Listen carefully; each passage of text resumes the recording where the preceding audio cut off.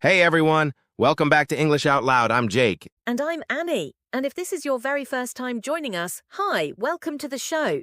This is the podcast where two friends just talk about real everyday topics in natural English. And somewhere in the middle of all that talking, you'll pick up 5 really useful English words or phrases without even realizing you're studying.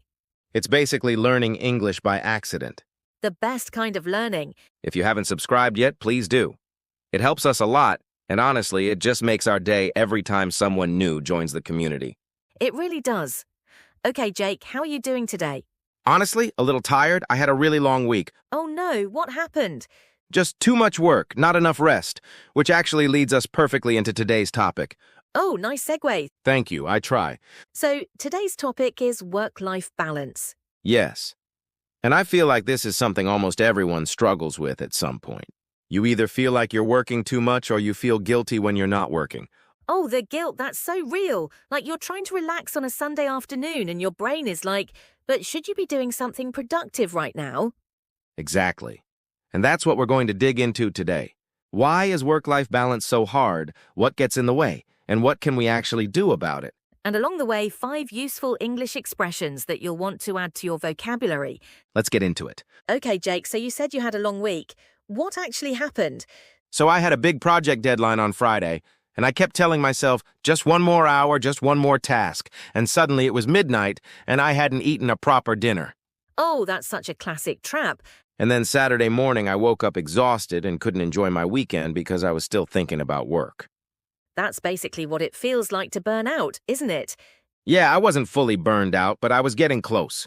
For our listeners, burnout means to become completely exhausted, physically or mentally, from working too hard for too long. It's not just being tired after one long day. It's a deeper kind of exhaustion that builds up over time. And I think a lot of people don't notice it happening until it's already too late. Like you just keep pushing and pushing, and then one day you just can't anymore. Completely.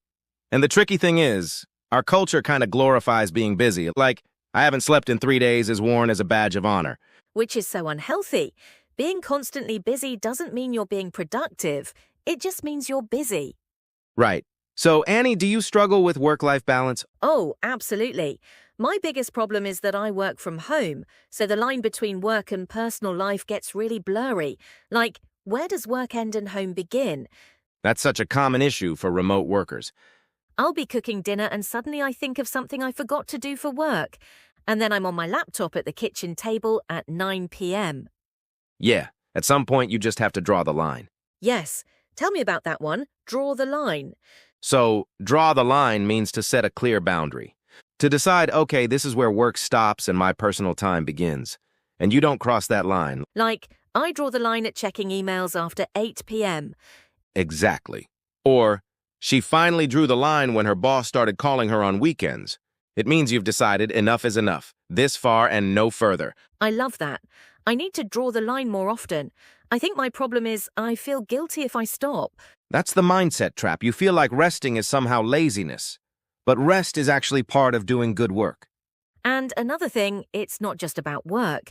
A lot of people juggle so many responsibilities at once, work, family, hobbies, social life, and they're somehow expected to do all of it perfectly. Oh, great word, juggle. So when you juggle things, you're trying to manage several different responsibilities at the same time, often with difficulty. Like a circus performer juggling balls, you're trying to keep everything in the air at once. And sometimes one ball drops. And sometimes you drop all of them and they roll under the couch. That is very relatable. I've been juggling 3 projects at work while also planning a family trip. I'm exhausted. That's a completely natural sentence. Yes, or she juggles her full-time job and her side business every single day. It really captures that feeling of having too much on your plate. Okay, so we've established that work-life balance is hard. Now, what do we actually do about it? Right, because I don't want this to just be a complaint session. Same. So I think the first thing is you have to be intentional about rest. It doesn't just happen on its own. What do you mean by intentional? Like you have to actually schedule time to rest. Treat it like an appointment. Because if you just say, I'll rest when I have time, you will never have time. That's so true. There's always something else to do. So for me, I've started blocking off Saturday mornings as completely work-free. No emails, no calls, nothing. That's my time to recharge my batteries. I love that phrase. Recharge your batteries. So recharge your batteries means to rest and recover your energy after a period of hard work or stress. It comes from the idea of a phone battery. When it's low, you plug it in and recharge it. Humans need that too. After that crazy week, I really need the weekend to recharge my batteries. Perfect. Or, she took a 2-week vacation just to recharge her batteries before starting the new project. And it's interesting what recharges people is different. For some people, it's being alone and quiet. For others, it's being social and active. Right. I recharge by being outdoors, going for long walks, not looking at any screens.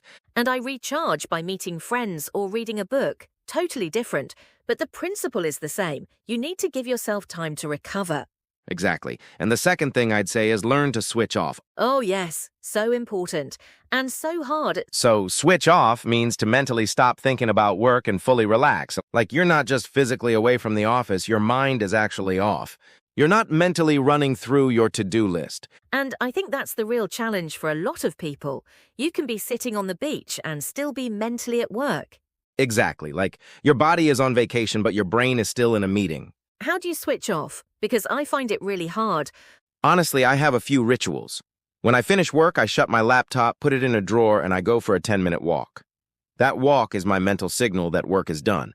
Oh, that's clever. A physical action to mark the end of work. And I try not to check my work phone after a certain time because even just seeing a notification puts your brain back into work mode. I need to do that. Right now, my phone is my alarm, my work tool, my entertainment, my everything. It's all mixed together. That's the problem with working from home in general. Everything is in the same place. Your bedroom is your office, is your living room. Yes, and your kitchen table becomes your conference room. Exactly. So if possible, have a dedicated space for work. And when you leave that space, work is over. That's such practical advice. And I think the third thing, the one I'm personally working on, is just giving yourself permission to rest without guilt. Oh, the guilt thing is huge. And it comes down to mindset. Like, resting is not wasted time. It's an investment. Your brain and body need downtime to perform well. Completely. Studies show that people who take regular breaks are actually more productive than people who just grind through without stopping. So, ironically, resting more can help you work better. Exactly. Work smarter, not harder. So, Jake, describe your ideal work-life balance. What does a really good week look like for you? Okay. So, I work focused hours in the morning and early afternoon. I take a proper lunch break away from my desk. I finish by 6 p.m. Evenings are personal time, and weekends are mostly mine. That sounds amazing. In theory and practice, deadlines happen and plans get disrupted. But that's the goal. I think having a goal, even if you don't hit it perfectly, is still better than having no boundary at all. Totally. And yours? What's your ideal? Mine is having clear start and end times for work, like 9 to 6 and then done. And at least one full day on the weekend where I completely switch off. No work, no emails, nothing. Do you manage it? Getting better. I used to be terrible at it. I'd be answering emails at 11 p.m. and then wondering why I couldn't sleep. Yeah, checking your phone right before bed is a guaranteed way to ruin your sleep. And the thing is, most of those late-night emails weren't even urgent. They could easily have waited until morning. Right? We've created this expectation of being available all the time, and that's not healthy. I think the pandemic made it worse, actually. When everyone went remote, the line between work and life almost completely disappeared for a lot of people. Yeah, and some people never fully recovered that balance. Which is why this topic is so important to talk about. Because I don't think enough people give themselves permission to say, this is my time, work can wait. And that's a skill. Drawing the line, switching off, protecting your personal time, those are skills you have to actively develop. Like any habit, it takes practice. All right, before we wrap up, let's do our vocab recap. Jake, take it away. With pleasure. Number 1, burnout.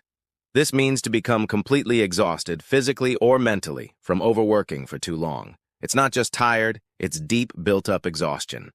Number 2, draw the line. This means to set a clear boundary and decide what you will and will not accept. I draw the line at working on weekends. Number 3, juggle. To try to manage several responsibilities at the same time, often with difficulty. She juggles 3 jobs and still finds time to exercise. Number 4, recharge your batteries. To rest and recover your energy after hard work or stress. I need this vacation to recharge my batteries.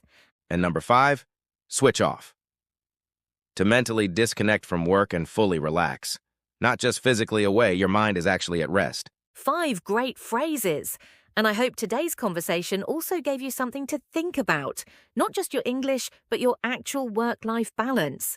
Yes, we'd love to know. Do you struggle with work-life balance? Let us know in the comments. That's it for today's episode of English Out Loud. Thank you so much for listening.